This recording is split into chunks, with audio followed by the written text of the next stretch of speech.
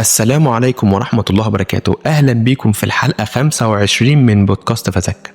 رمضان كان مليان خير وعبادة وطاعة، وقلوبنا كانت متعلقة بربنا سبحانه وتعالى، وكنا بنحاول نقرب منه بكل الطرق. بس السؤال المهم بقى، بعد رمضان هل هنفضل على نفس الحال ولا هنرجع تاني لنقطة الصفر زي ما كان الحال؟ شوف، العبادة مش مرتبطة بشهر معين. احنا مش بنعبد رب رمضان بس، احنا بنعبد رب الشهور كلها. فالمفروض ان روحانيات رمضان تفضل معانا بعد ما الشهر يخلص، ونكمل في الطاعة حتى بعد ما الهلال يتغير. طيب ليه لازم نحافظ على الطاعة بعد رمضان؟ ربنا سبحانه وتعالى بيحب العبد اللي يثبت على الطاعة، مش اللي يتقرب في وقت معين وبعدها يبعد. النبي صلى الله عليه وسلم قال: أحب الأعمال إلى الله أدومها وإن قل.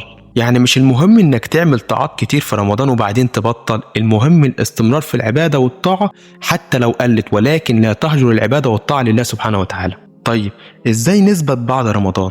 نعمل ايه عشان نحافظ على اللي اكتسبناه في رمضان؟ خليني اقول لك شوية حاجات بسيطة كده ان شاء الله هيكون ليها تأثير كبير في حياتك.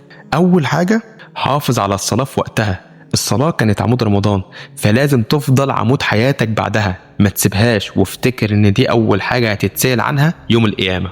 تاني حاجة، خلي القرآن صديقك الدائم. مش معنى انك ختمت القرآن في رمضان انك ترجع تسيبه تاني، لا، لازم تفضل تقرأ وتداوم على القراءة حتى لو صفحة واحدة في اليوم. تالت حاجة، استمر في الصيام. هتقولي طيب ما رمضان خلص، هقولك ان النبي صلى الله عليه وسلم قال: من صام رمضان ثم اتبعه 6 من شوال كان كصيام الدهر. يعني لو صمت 6 ايام من شوال بعد رمضان كأنك صمت السنة كلها. يلا يا عم، اي خدمة، ادي 6 ايام بالسنة كلها. ورابع حاجة، خليك مع الصحبة الصالحة.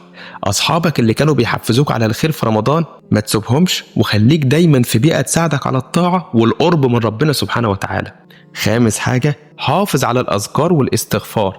الأذكار هي الدرع الواقي بتاعك، ما تفرطش فيها أبدا، وافتكر دايما إن الاستغفار مفتاح كل خير، وإن الأذكار هي سبب البركة في يومك. سادس حاجة، استمر في الصدقة. ولو كنت بتتصدق في رمضان ما توقفش، حتى لو بجنيه كل يوم. ما تضيعش الأجر العظيم ده من إيدك، وربنا سبحانه وتعالى بيبارك في المال. قال النبي صلى الله عليه وسلم: ما نقصت صدقة من مالي، وما زاد الله عبدا بعفو إلا عزة، وما تواضع عبد إلا رفعه الله. طيب إيه هي علامات قبول الطاعة؟ يا ترى إزاي نعرف إن ربنا تقبل مننا رمضان؟ تعال أقولك، العلامة الحقيقية لقبول الطاعة والأعمال في رمضان هي إنك تستمر بعدها. ولو لقيت نفسك بتكمل في الخير بعد رمضان، فاعرف وخليك على يقين إن ربنا تقبل منك رمضان، ودي نعمة كبيرة تستحق الحمد والشكر لله سبحانه وتعالى.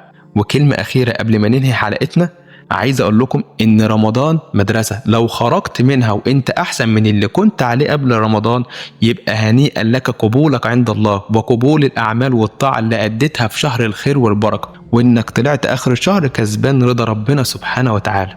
لكن لو رجعت زي الأول أو أسوأ كمان، فده معناه للأسف إنك ما اغتنمتش الشهر زي ما كان المفروض. تستغل أجمل شهر في السنة إنك تغير فيه من نفسك وتقرب وتحس بلذة العبادة لربنا سبحانه وتعالى.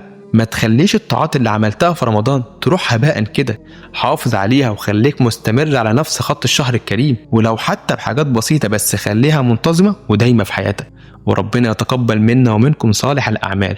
اللهم ثبتنا بعد رمضان وأعنا على طاعتك طول العمر. اللهم اجعلنا من عبادك الذين لا ينقطعون عنك أبدا، آمين يا رب العالمين.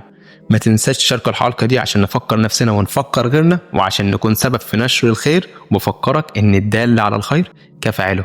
صلوا على النبي. دمتم في رعاية الله وحفظه. أشوفكم في الحلقة الجاية إن شاء الله. كان معكم أحمد رفعت من بودكاست فذكر، والسلام عليكم ورحمة الله وبركاته.